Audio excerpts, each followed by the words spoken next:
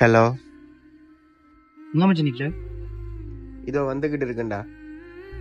ஆ சீக்கிரம் வாங்க.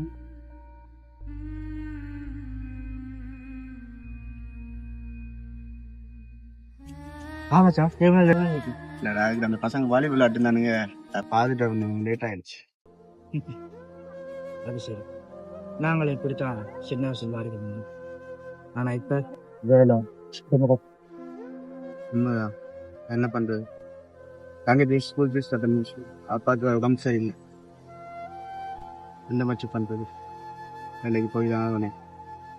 நமக்கு எவ்வளவுதான் கஷ்டம் இருந்தாலும் வீட்டை ஒரே ஒரு கோல் வரும், சாப்பிட்டியாப்பான்னு.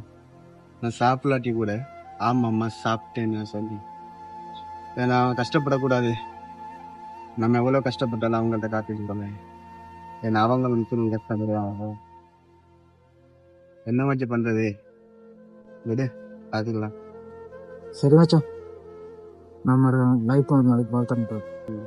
சரி, டைம் ஆயிடுச்சுடா, வா போகலாம், நாளைக்கு வேற வேலைக்கு போகணும்.